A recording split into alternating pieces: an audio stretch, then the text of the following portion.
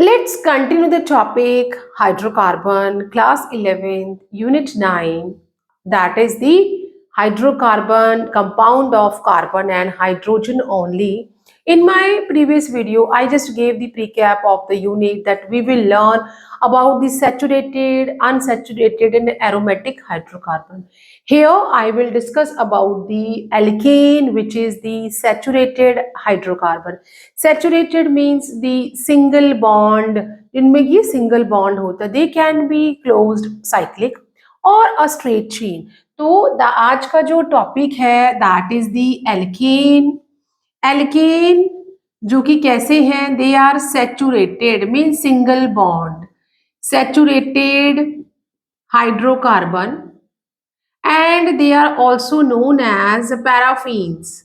Saturated hydrocarbons, or they are known as paraffins. Paraffins. Para means that is they are having a less affinity for the reaction, means they are less reactive. They are less, para means less, affinity means reaction, they are less reactive towards the reaction, and it means less affinity, so they are almost very less reactive, क्योंकि ये जो है totally stable ही होते हैं. यहाँ पे जो carbon है, carbon which is a tetravalent, carbon कैसा होता है, carbon is a tetravalent means इसकी 4 वैलेंसीज होती है, एंड कार्बन जिसका एटॉमिक नंबर 6 है. अवॉव प्रिंसिपल के हिसाब से we can write the electronic configuration 1s2. कोई भी ऑर्बिटल, उसके जो सब ऑर्बिटल है उसमें जो s होगा, it is having only 2 maximum electron, तो 1s में 2 हो जाएंगे. देन सेकेंड 2s में भी 2 होंगे, टोटल यहाँ पे 6 है, and we will have a 2p2. p सब ऑर्बिटल में हमारे पास टोटल 6 इलेक्ट्रॉन होने चाहिए, बट क्योंकि इसका एटॉमिक नंबर 6 है, तो this what electronic configuration it is having. अगर हम बोर एंड बरी मॉडल के अकॉर्डिंग देखें तो that time what we are writing 2 and 4 means जो आउटर मोस्ट इलेक्ट्रॉन्स हैं वो 4 है, तो ना तो वो 4 इलेक्ट्रॉन देता है ना वो लेता है, इट इज शेयरिंग. तो what kind of bond it is forming here, covalent bond. Covalent bond बनाता है मीन्स शेयरिंग, शेयरिंग करेगा, शेयरिंग ऑफ इलेक्ट्रॉन्स होगा in order to complete its octet. तो ये जो कार्बन है इसको हम 1s2, यहाँ पे ये फुल फिल्ड है और ये पार्शली फिल्ड है, तो we can write like that 2s1 and 2p3. अभी ये हाफ फिल्ड हो गया, ये भी हाफ फिल्ड है, ये भी हाफ फिल्ड है, इट इज मोर स्टेबल. तो इसे अगर हम इनका जो डायग्रामेटिकली हम बनाएंगे, p में 3 सब ऑर्बिटल है, that is the px and py and pz, और ये हमारा जो है ये 2s है, ये 2p है. यहाँ पे एक इलेक्ट्रॉन है और इनमें भी एक एक इलेक्ट्रॉन है.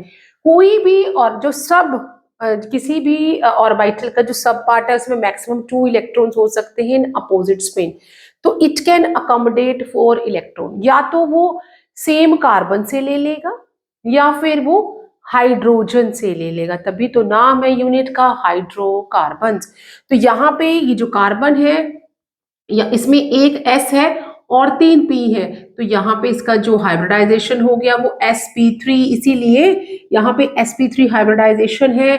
और यहाँ पे ये सिंगल बॉन्ड बनाएगा क्योंकि एक यहाँ पे, एक यहाँ पे, एक यहाँ पे, और इस तरह से it will make a single bond जो कि शेयरिंग से बनेंगे.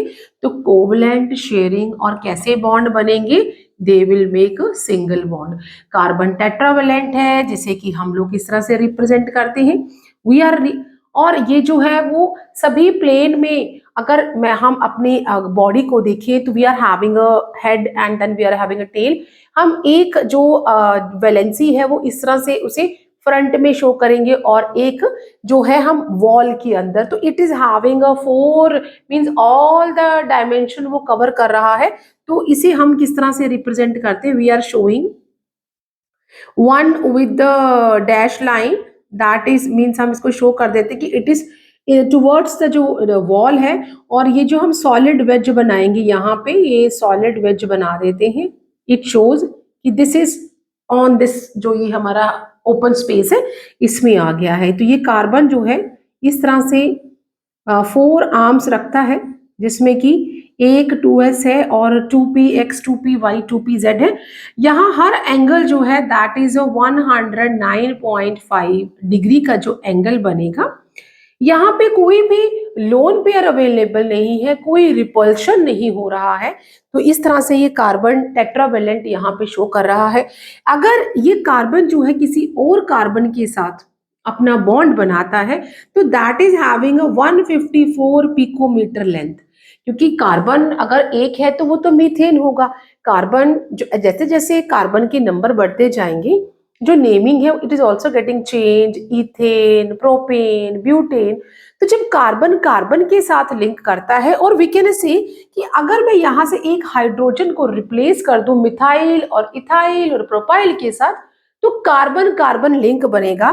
तो कार्बन कार्बन जो लिंक बनेगा उसमें जो लेंथ होती है दैट इज 154 पिकोमीटर, 154 पिकोमीटर। और अगर मैं यहाँ पे एक हाइड्रोजन शो कर दूं तो इस हाइड्रोजन और कार्बन की जो लेंथ है दैट इज, जो बॉन्ड लेंथ है that is 112 picometer. So this is what we have to know about the carbon. Carbon tetravalent है, if it is getting attached with next carbon, किसी और carbon के साथ, जो कि कैटिनेशन प्रॉपर्टी है कार्बन की, सेल्फ लिंकिंग, कार्बन ने लिंक करना ही है। तो अगर कार्बन किसी और कार्बन से due to the catenation link करता है तो इट कैन फॉर्म कैसा जो बॉन्ड बनेगा वो सिंगल बॉन्ड है। और यहाँ पे जो बॉन्ड लेंथ होगी दैट इज 154 पिकोमीटर।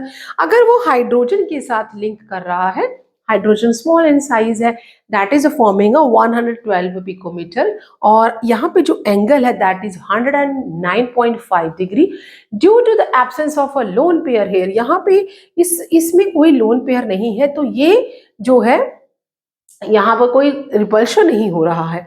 नाउ अगर इन्हें हम जो सैचुरेटेड हमारे एल्कीन्स है, इनको हम लोग पैराफिन्स भी कहते हैं, they are very less reactive. General formula जो एल्केन का रहेगा दैट इज CnH2n+2। ये इस फॉर्मूले से हम इस तरह से इनकी नेमिंग करते चले जाएंगे। और ये इसका स्ट्रक्चर हो गया है। And this what we are having a general formula.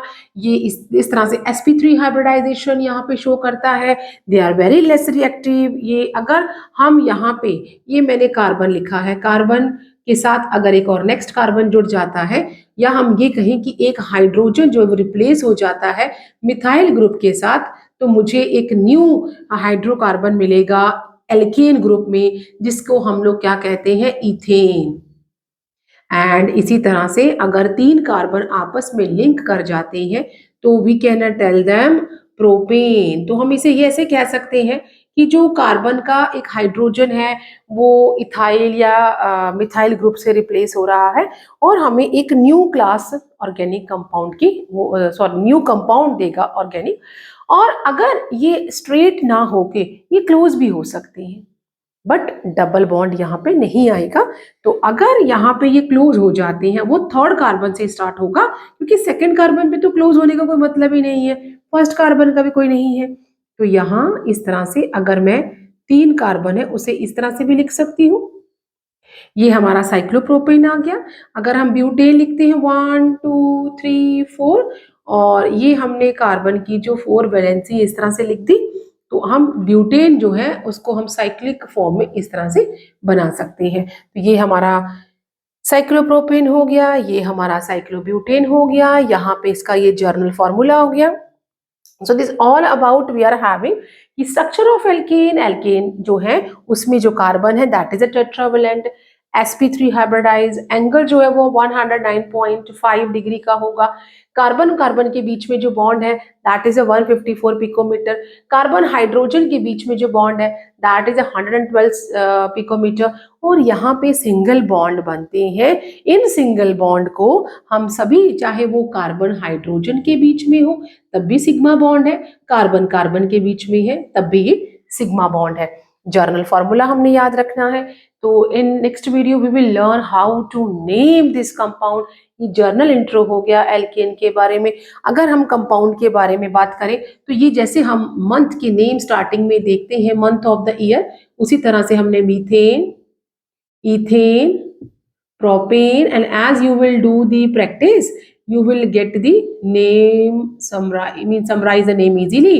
Butane के बाद pentane and then hexane, और जब हम इसकी IPAC नेम लिखेंगे and then heptane तो हमें पता चल जाएगा कि कितने कार्बन को इस तरह से octane, nonane and decane आ जाएगा.